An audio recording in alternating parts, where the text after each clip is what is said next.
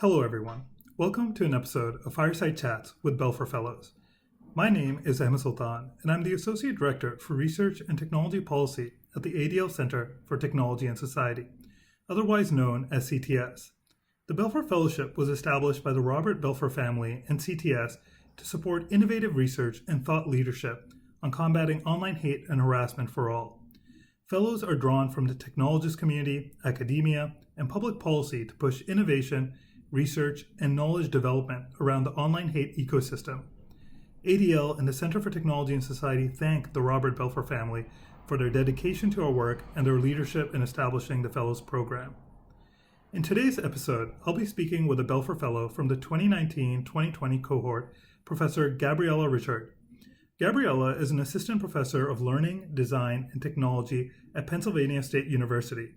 Professor Richard conducts research on the ways that diverse youth and adults engage in learning, collaboration, and identity formation, focusing specifically on computing, gaming, and live streaming. Professor Richard is a co-author of the book Diversifying Barbie and Mortal Kombat: Intersectional Perspectives and Inclusive Designs in Gaming. She also runs the Playful Learning and Inclusive Design Research Group, where Penn State students conduct research on gaming. Welcome, Gabriela. How are you doing?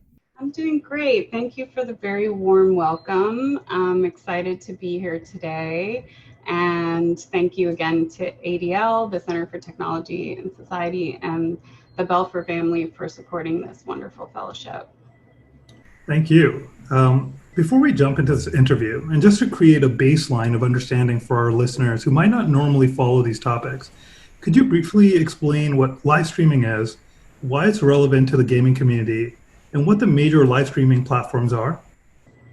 Sure. So live streaming has a history that goes all the way back to the 1990s, and it's really part of an ethos that's around casting and documenting people's everyday lives or experiences, which became more of a movement toward broadcasting video games and certain kinds of learning, teaching, and engagement experiences online. So people engaging each other in videos and other forms of interactive materials in a live way.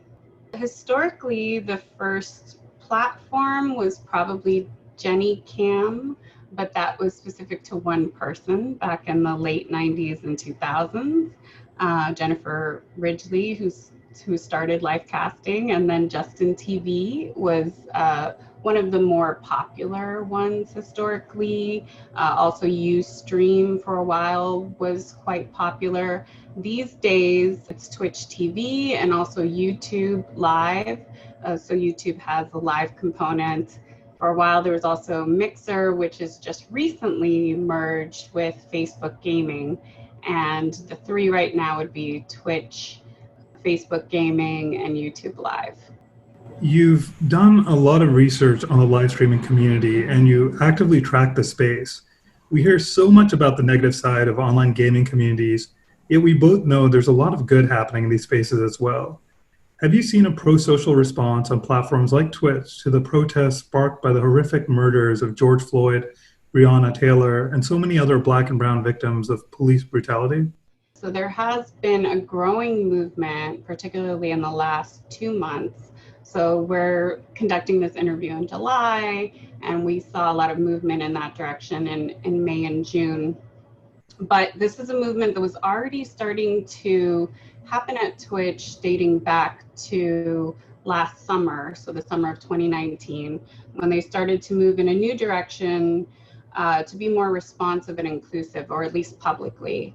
And their advertising was featuring content creators from non-dominant backgrounds, mainly Black and brown, people of color, and women, as a means to try to diversify their audience and address some problems that have been on the platform related to hate and who was promoted. And in the interviews that I have done, so my observations and my interviews over the past year, the trends were really starting to be prominent before the pandemic hit, but definitely started to increase and intensify in May and June in response to the horrible killings and documented video recorded killings of Black people, specifically George Floyd, and then the resulting protests, Black Lives Matter protests, which unearthed some other historic killings of Black men and women, specifically by police.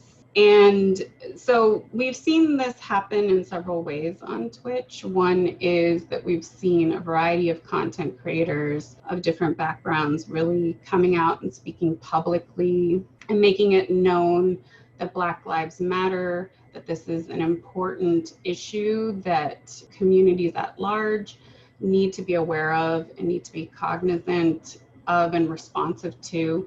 But we've also seen Twitch change some of its platform metrics in ways where Black and brown content creators were more prominently featured on the platform.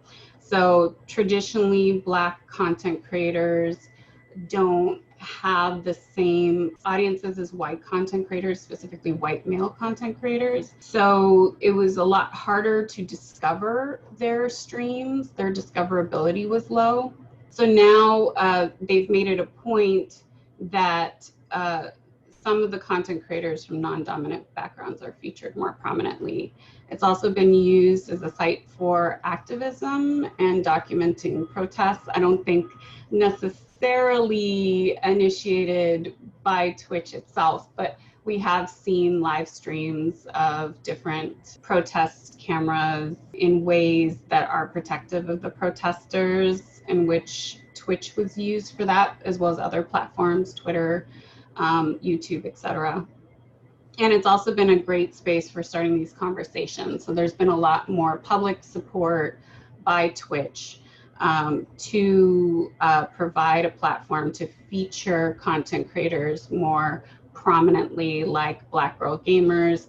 They had an amazing summit, a series of summits, as well as Brown Girl Gamer Code, some members of the Cookout, which is a community for Black and brown content creators on Twitch. All of these communities have been featured more prominently in summits and events where they talk about the bigger issues around Black Lives Matter, around structural issues that people of color face, not only in gaming and live streaming, but also in health disparities and disparities around policing, police violence, educational disparities, workplace discrimination. So all of this has been part of greater necessary conversations, which I think have moved in the right direction. And Twitch has also been responsive in releasing their own public statements around this as well. So you've by now probably heard about the recent banning of the user Dr. Disrespect on Twitch, a channel which had more than 4 million followers. What was it about his streams and his brand of humor that allowed him to amass such a large following? And while Twitch hasn't stated the specific community guideline he violated, why might Twitch have wanted to remove Dr. Disrespect at this moment in time? Well, that's a very interesting question. So while we still don't know at this date exactly why he was banned, and that has not been released publicly, what I could say is a bit on the history of what he represents and how some of the high-profile streamers on the platform have played different roles that he helps to personify. So for one thing, Dr. Disrespect is an interesting case study. He's one of their, or he's historically been amongst their top 10 to 20 streamers, all of whom are white men. There have been a couple of exceptions in certain years where you might see one or two popular Black male streamers who play certain popular games like Fortnite, but historically on Twitch, it has all been white men to the extent that the top 10 streamers make more than anyone else on the platform. And they alone, the number one streamer, Ninja, who's also a white man, who's no longer streaming on Twitch, but has still occupied the number one position with over 14 million followers.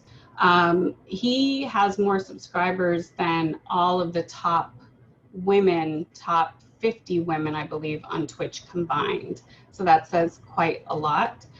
But what Dr. Disrespect represents, it's very interesting because he had this persona. It was very much a well-known, created persona. At times, people have characterized that as being more of a WWE, exaggerated persona, but really it's this hyper-masculine, violent 1980s or 1990s action villain persona. And in a lot of ways, it's very interesting because that was also the era in which video games started to become quite prominent in the 80s and 90s. And he also, in a lot of ways, is this exaggerated personification of a lot of the top 20 white men on the platform, which is very much this cult of personality that's outrageous and continues to push boundaries in certain ways, which is exciting to young people, but also flirts with discrimination and hate. We see that also in the top content creators on other platforms like YouTube. So PewDiePie is an example. Again, we don't know exactly why he was banned, but we do know that in the past he has been temporarily suspended for actions such as intentionally violating Twitch's terms of service, or it could have been related to, and again, this is all speculation and rumor, it could have been related to some recent sexual misconduct allegations that have come out about a lot of streamers across different platforms, where we've seen that primarily male content creators have been using their platforms and their celebrity status in ways that have replicated historic issues, specifically that women face in tech. So sexual harassment, sexual misconduct. So again, we don't know exactly what happened, but we do know that he has at times been accused of engaging in a variety of things that would have been enough to ban him. So given that Dr. Disrespect's online persona is one of a retro 80s style inspired machismo cis male action movie villain, one would think his appeal would be more niche, yet he amassed 4 million followers, which provides an interesting perspective on internet appeal. Would it be accurate to say that on online gaming spaces, there exists a nexus of hate between users that promote exclusion of women, racial and ethnic minorities, gender nonconforming people, and the queer community? Help myself and our listeners understand how this dynamic has developed over the years. Well, this is really interesting and part of what I've been exploring over the past year and prior in my work. What we started to see, so I've been studying online gaming as a cultural phenomenon since at least 2009. And what I was seeing at that time is the emergence of this identity that was very much intertwined with an exaggerated sense of masculinity, one that's very raced in particular ways, so very much around a white masculinity, but one that is also a bit in flux with an action hero hypermasculinity, because this kind of geek masculinity, which is often stereotyped around whiteness or Asianness to some degree, is not necessarily a masculinity that's about being powerful or strong in more of this action hero way, but it is around a certain kind of intellectual ability that is tied to maleness in this very fragile and unique way. So in order to embody that, there are certain technologies used, specifically gaming, to demonstrate prowess, to demonstrate that there's a certain kind of mastery and exceptionalism. So it's through performance of abilities, whether that be mastering a video game or being very, very good at using different kinds of more complicated technologies. For a while, it became if you were a PC gamer, then you were a better gamer because you had to know how to use a computer in a certain way. There was also this implicit sense of, being better at programming or being better at customizing your computer. So as that went along, it became more reinforced in the ways that games were designed to celebrate a certain kind of masculinity that was often white and male, but also to celebrate maybe a less visible masculinity that was about your prowess with the games, with the technologies.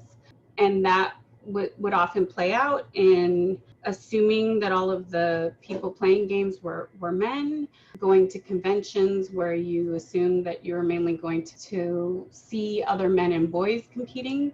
And when that reality was disrupted because you saw that there were a lot of women that were playing these games and winning competitions, and that it wasn't just a white male space, there were also people of color that were dominating competitions and doing well in them, you started to see a backlash. That backlash came more publicly and was targeted more directly at developers who featured characters that were not primarily male characters. And then you started to see that backlash against women developers, women players, and that escalated into what became Gamergate in 2013-2014, which was the hashtag that was a backlash against namely women and minorities and queer people online in gaming, but tried to say that they were a social media movement against journalism, against certain kinds of indiscretions in journalism. With live streaming, it's very interesting because the popular live streams early on were game-based live streams, which is why Justin TV changed over to Twitch TV, which was their gaming offshoot. And you started to see that play out a bit more publicly. People generally were not aware of what was happening in gaming because so much of it was happening behind the scenes. It was, if you were a gamer and you were playing online and you would encounter prolific use of racial slurs, which happens quite often and is not always directed at people of color, but does create a space that is inhospitable to people of color. There's also a lot of lingo in game culture that is very homophobic and anti-queer. So the use of the F word, for example. There's also a lot of misogynistic terms like saying rape, for example, when you best an enemy, and a lot of hate directed at women. But again, most people were not aware of this because unless you play games, you wouldn't see that. Well, live streaming brought that into the public sphere in some ways, but in other ways, people recognized they couldn't necessarily violate terms of service to the same degree. So some of that became a little bit expressed more covertly.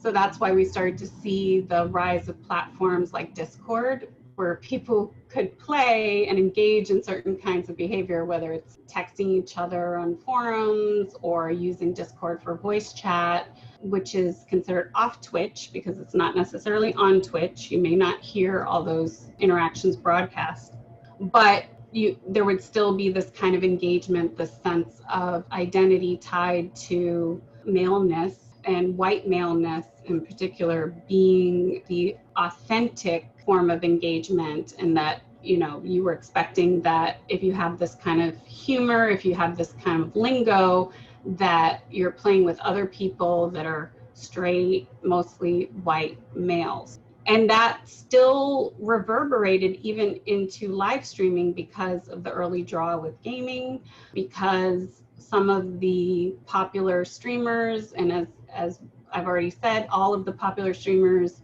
at least in the top 25, are white men with a couple of exceptions. But the ones who rose to prominence, with the exception of Ninja, I wouldn't necessarily say that he engaged in this kind of overt behavior, but most of the early ones that rose to prominence were white men that kind of flirted with that boundary of what was acceptable, but definitely reinforced a sense of it being all men, whether it was overtly or, implicitly. So some of the popular streamers, I followed them for a while, and when I would go in the room and I would say hello to them, for example, they would assume I was a guy. And that's kind of the assumption that also happens in online games, or they would say, hey guys, how are you doing today? It's this acknowledgement that if you are observing this stream or you're interested in live streaming, you must be a guy by default. And then the kinds of content that's provided is often assuming it's a heterosexual guy, somebody who's, in their 30s or 40s-ish or younger, who enjoys certain kinds of games, certain kinds of content, certain kinds of humor. But yeah, I think it's interesting because I would tie this all to the advertising that goes all the way back to the 80s. It was really in the 80s when games were segmented into being primarily part of boys' toys and pastimes, because they were segregated aisles in toy stores and toy departments in larger stores, and games were all featured in the boys section at that time, and advertising followed that. But as boys grew up and newer platforms came into play, particularly the Xbox and PlayStation, the advertising really started to market to this adult male that was very interested in certain kinds of games, certain kinds of warlike content, that was very, very action hero, hyper masculinized in its own way. And that's really when I think we started to see the shift towards an identity, a branded identity with gaming in a more explicit way. The esports industry has grown rapidly over the last decade, and you mentioned a few of the players just now. What role do esports players and teams have in shaping the online discourse of their fans and followers? Any notable names or stories come to mind? Well, that's an interesting question. I mean, I think very early on, especially if you're talking about live streaming, I would say that Overwatch League and Blizzard in particular, played a huge role, as did Riot Games with League of Legends. So we see a lot of very popular esports stars who are also popular streamers. So I think of people like LOL Tyler, who's now just Tyler1. I think about people like XQC. And these are people who were considered bad boys, quote unquote bad boys in a way, in their respective games. So Tyler, for example, with League of Legends, he was very outrageous. He was a very good player, one of the top in the world. There are very few people that could get to that level of skill in a game played by millions, but yet he was known for raging. He was known for throwing games and being very toxic with fellow players, including staff at Riot, who would sometimes be in these games. And despite that, or maybe because of that, he became quite popular because he became known as somebody who rages and throws games, but yet still maintains his top status. So there was a certain sense of prowess with that you could be a bad boy and you could also, continue to be a top player. So these are folks who have, in a lot of ways, they were reprimanded and they were eventually banned by the respective platforms and games. In the case of Tyler, in the case of XQC, he was eventually banned from Overwatch League. And there have been positive responses for the most part from the major gaming companies and leagues that run, and again, with the leagues, it's also a combination of different companies and stakeholders involved. But Generally, in the pro scene, it appears that the companies are holding people accountable in particular ways, especially when things are done publicly. But I think it's harder to get a hold of what's happening implicitly, what's being promoted implicitly on people's channels if they're not explicitly using racial slurs or posting something discriminatory on Twitter, for example. The video game The Last of Us 2 was recently released on the PlayStation 4. Without going into spoiler territory, it was widely applauded for its representation of strong female characters and for exploring non-heterosexual relationships through its protagonists, which might be a first in the industry for a big budget game like this. Of course, this was met with an equally palpable response from the gaming community, many of whom were upset with the sheer diversity of representation. Given that Last of Us 2 now boasts the highest sales for a game on the PS4 in its first week, would you consider this a watershed moment in the industry? What do you make of the pushback from the gaming community? Well, that's interesting because I do think it follows certain patterns that we've seen over the past decade in gaming, when there are certain moves by major franchises. So it's not that this is the first game that has featured queer or diverse representation, but it is amongst the games that are considered notable titles, franchises that has started to move in a different direction. Whenever we've seen these patterns, there has been some level of backlash, which is related to the same sense of whether there's an identity associated with a certain kind of white male heteronormative stereotype. So The Last of Us was notable because in part one, there was a main character who was a white man, along with a younger white girl, who were both the primary protagonists. And in The Last of Us 2, it's really changed where the woman and multiple girls and women have a more prominent role. And we saw that as well with Mass Effect, when Mass Effect changed to more prominently feature a female protagonist. Again, that's a role-playing game, so you can play as any kind of racial or gender or sexual identity that you choose. But the move to publicly and prominently feature one of the female options in the advertising did bring about a certain level of backlash, which is pretty synonymous to the kinds of backlash that we're seeing with The Last of Us 2, where there's an exaggeration of certain kinds of maybe concerns, legitimate concerns players may have had with the gameplay or the storyline that didn't have to do with the characters themselves, but trying to play those up to discredit the game, to discredit the popularity of the game is a common theme that we've seen quite a bit. We've also seen that with movie franchises as well that feature maybe more diverse characters of color, or changing major characters from white to black. And I'm not surprised to see this backlash, but it is concerning that certain patterns have continued.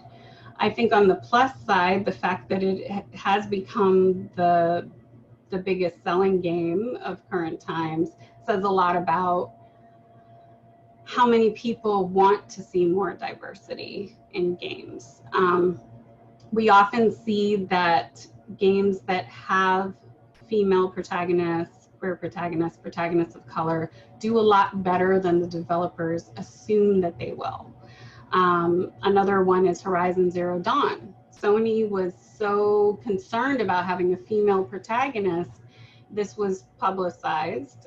There were some news articles about it. They were so concerned that they didn't want to create this game, and it became one of the highest selling games when it came out a few years ago. So I think, and that just featured a female protagonist. It wasn't even a female protagonist of color or queer protagonist. It was a white woman. And there were some diverse characters in there as well, but she was the primary character. Shows is that developers should be paying more attention to their audience, which is way more diverse than the audience that they have been marketing to, particularly in the last 10 years, although historically as well.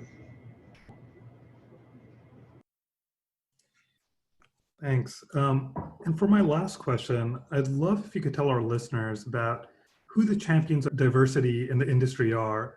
How can our listeners support these groups and individuals?